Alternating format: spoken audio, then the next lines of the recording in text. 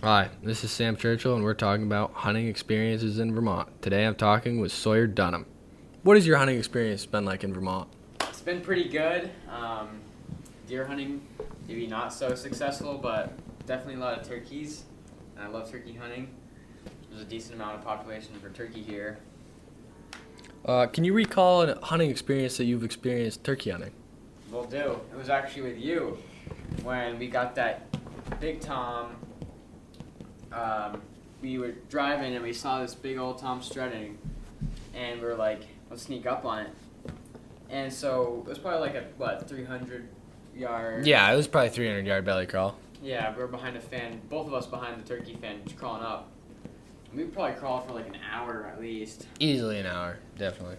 We'd wait until he'd turn around, and we'd crawl up a little more. And we were in some it was like muddy too. It was muddy, thick, nasty, bug-infested swamp. Gross. We had bugs crawling all on Yeah. us. And so it was like an open field, and then there's woods. The turkeys were right next to the woods. And we probably got like 60 yards from the woods. Yeah. And they started running in there. And we're like, well, let's go to the woods and see if we can see them.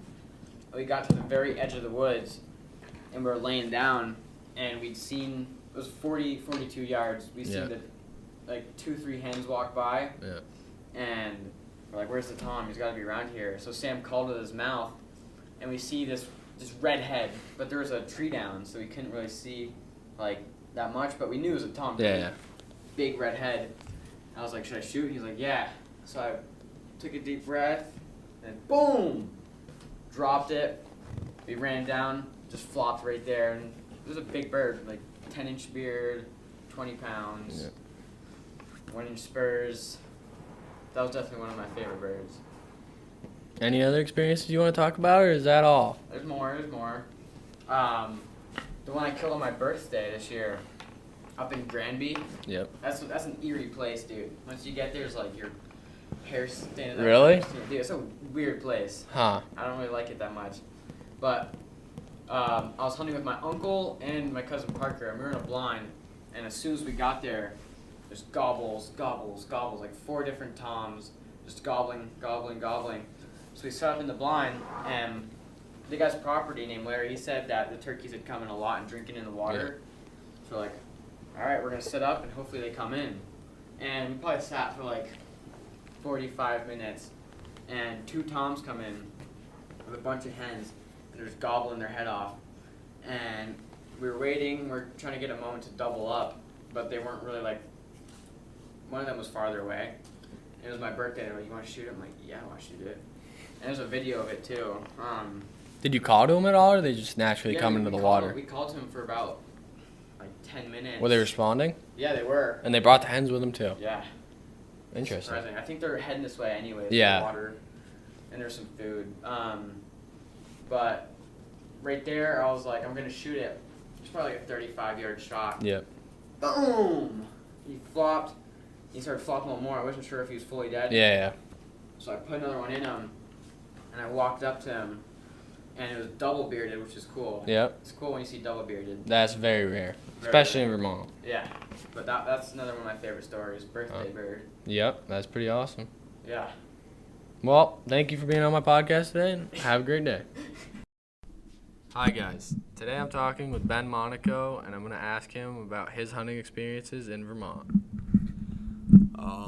My most memorable experience was probably a youth weekend turkey hunting with Sawyer. You've already interviewed him, but I went out with my dad early morning up to Bert's Apple Orchard in Cabot. And we're sitting in a blind that had been there. It's like under a horse trailer, right under the neck. Perfect spot. It looks like it's part of the trailer. It's real great. Start getting light. We hear them chirping a little bit. They fly down and start gobbling. They're everywhere. Freaking out, shaking. It's like our first turkeys, just about. We're tweaking it. It was Sawyer's first turkey, I think. And we're just shaking. We mess around for like 5 minutes trying to get situated just because we ain't quite thinking straight. We're all fired up. We get ready to shoot. I'm like, all right, on 1, we'll shoot. 3, 2.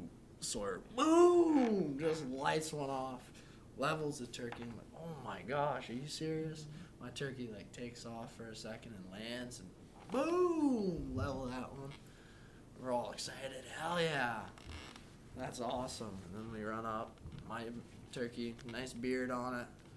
Go over to Sawyer's like, oh no. Where's your beard, bud? We spent like 5 minutes searching for this like quarter-inch long beard. It was not good. It's not good at all. Scary. But they were legal, so it was pretty good. Any Not too other bad. experiences you want to talk about? Probably not. No, you're That's good. my most memorable one. Okay. Well, thank you for listening to my podcast. Hi, guys. Today I'm talking with Addison Goodrich. Addie, what's your favorite hunting experience in Vermont? Well, it was my first time going out hunting, and I was with my cousin Sam. And we were on the way to the spot where we watched the turkeys roost the night before. And so we got there, and we walked down the woods, probably like, I don't know, 500 yards maybe. Yeah, probably. And then we sat next to a big tree because we saw all the turkeys out there and all the toms were strutting. There's like probably 5 toms. Yeah. And so Sam started calling them in, and all the toms started coming in, but there was this one tom that was actually like coming right to us. So we started crawling closer to where he was coming, and it didn't take too long for him to come in, and I pulled my gun up, and as I shot, he like spinned kind of, and so I ended up missing him. But yeah. Okay. Thank you for being on my podcast. Have a good day. Hi, everybody. I'm your host, Sam.